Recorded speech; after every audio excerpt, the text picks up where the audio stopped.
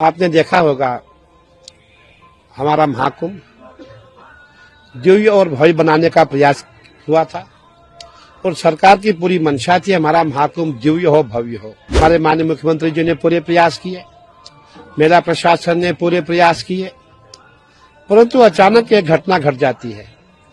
ऐसी दुर्घटना जिसमें पूरी शोक की लहर छा जाती है।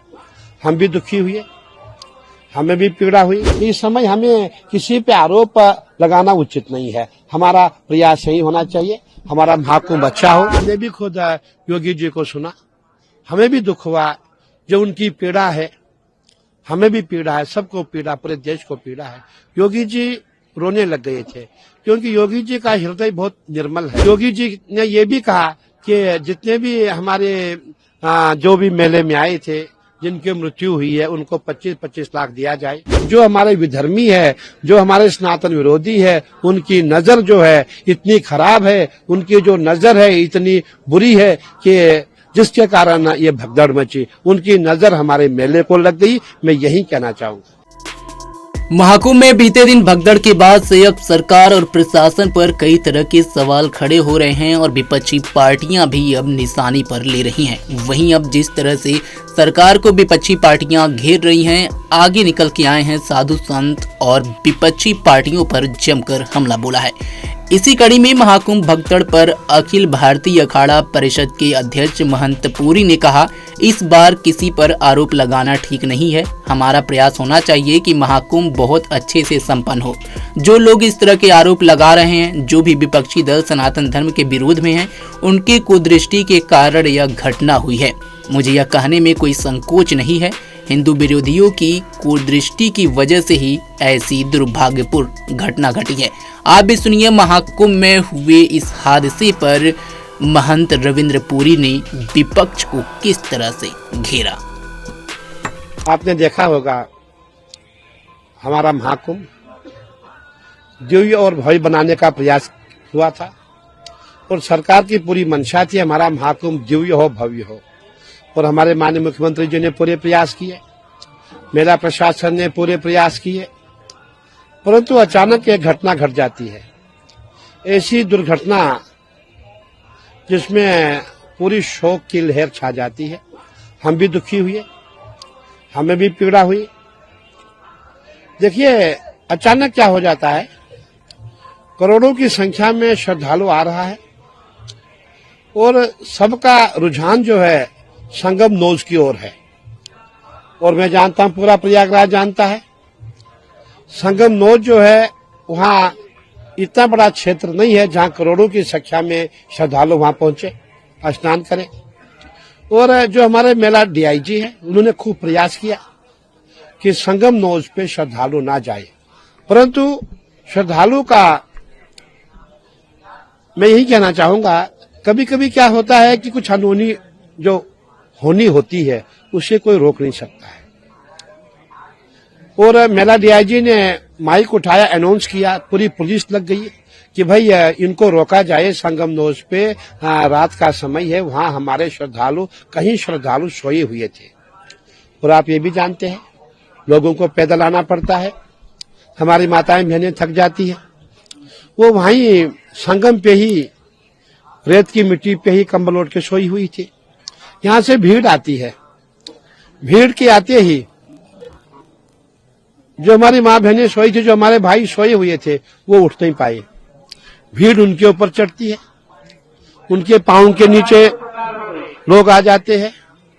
कई लोग जख्मी हो गए, कई लोग मृत्यु लोक को प्राप्त हुए। अब लेकिन तब भी पुलिस ने बहुत अच्छा काम किया, तुरंत उन्होंने भीड़ को रोका, तुरंत पूरी बैरिकेटिंग बंद की, क्योंकि उस समय लोगों ने बैरिकेटिंग भी तोड़ दी थी। अब जब बैरिकेटिंग तोड़ के लोग जा रहे हैं, अगर उस समय में पुलिस डंडा चलाती, वो भी अच्छा मैसेज नहीं था, तब भी भगदड़ मचती। इसीलिए पुलिस ने यही चाहा कि भीड़ को बिना डंडे के पीछे किया जाए। परंतु जहां करोड़ों की संख्या में भीड़ है, वहां पुलिस कंट्रोल कैसे करती? कोई नहीं चाहता ऐसी घटना हो, ऐसी दुर्घटना हो, परंतु अनहोनी को यही मंजूर था। मैं चाहूंगा इसमें किसी का दोष नहीं है। आपने देखा होगा हमारे सनातन विरोधी है, उन्होंने हमेशा हमारे सनातन धर्म का अपमान किया है। जितने भी हमारे महापर्व होते हैं उसका अपमान किया है। हमारा महाकुंभ था, जितने भी साधु संत हम यहाँ थे, प्रयास किया गया कि महाकुंभ को कैसे फेल किया जाए, महाकुंभ में आए हुए संतों को कैसे बदनाम किया जाए। आपने सोशल मीडिया देखा होगा, हमारे यूट्यूबर जो वामपंथी लोग थे, कभी भी उन्होंने अच्छे संतों को नहीं दिखाया। उनका प्रयास रहा जो नकली संत है, जो पागल संत है, जो बदनाम संत है, उन्हीं को दिखाया जाए, ताकि जो मेला, जितने भी हमारे सनातनी समाज है, बदनाम हो। और मैं ये कहना चाहूंगा, मेले में मेला प्रशासन ने अपनी भूमिका बहुत अच्छी तरह से निभाई है।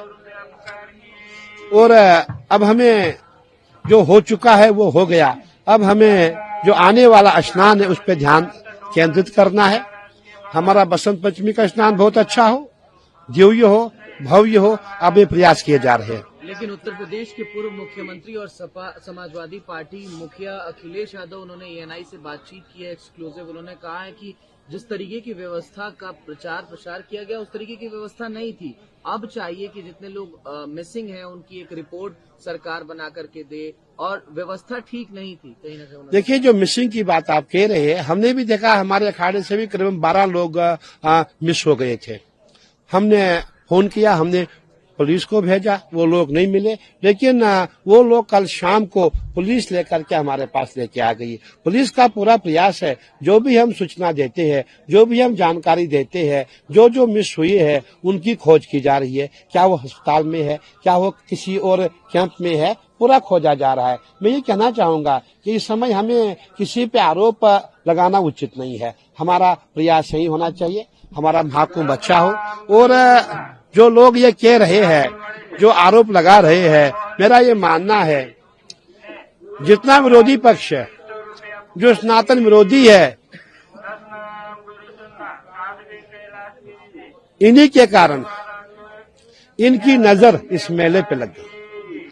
मुझे कहने में कोई संकोच नहीं है, जो हिंदू विरोधी है उनकी नजर हमारे महाकुंभ पे लग गई, इसीलिए ऐसी दुर्घटना घटी है।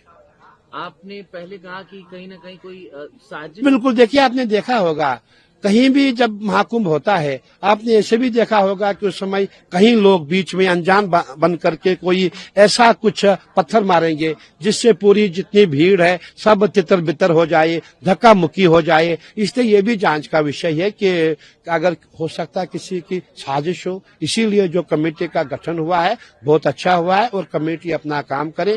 और मैं समझता हूँ कि बहुत जरूरी है कि अगर किसी के द्वारा ऐसा हुआ हो उसको सामने लाया जाए।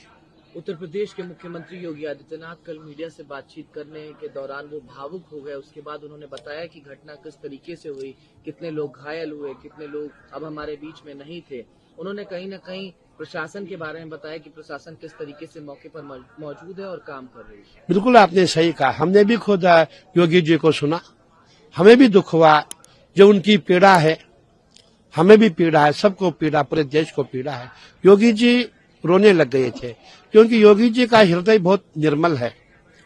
और योगी जी ने ये भी कहा कि जितने भी हमारे जो भी मेले में आए थे, जिनकी मृत्यु हुई है, उनको 25-25 लाख दिया जाए। अब हमारा मानना है कि जांच तो होगी, अवश्य होगी, लेकिन हमें यह भी देखना है कि जो आगे जो बचे हुए हमारे कुछ दिन है, कुछ शेष दिन है, कुछ हमारा जो महाकुंभ है, हमें उस पर ध्यान देना चाहिए। और हम यही प्रयास करेंगे, बसंत पंचमी का स्नान बहुत अच्छा हो। और सरकार का भी प्रयास है, हमारा प्रयास है। मैं कल की बात आपको कहने जा रहा हूं। जब हम कल स्नान में जा रहे थे, मैंने उस समय देखा सरकार ने बहुत सुंदर व्यवस्था बनाई थी। जो भी हमारे अखाड़ों के स्नान होते हैं, हमारे साथ लाखों की संख्या में श्रद्धालु होते हैं, संत महात्मा नागा सभी हमारे साथ होती है, माताएं बहनें हमारे साथ होती है। और सरकार ने कल हमारे लिए बैरिकेडिंग लगाया हुआ था, पूरे जाल लगाए हुए थे।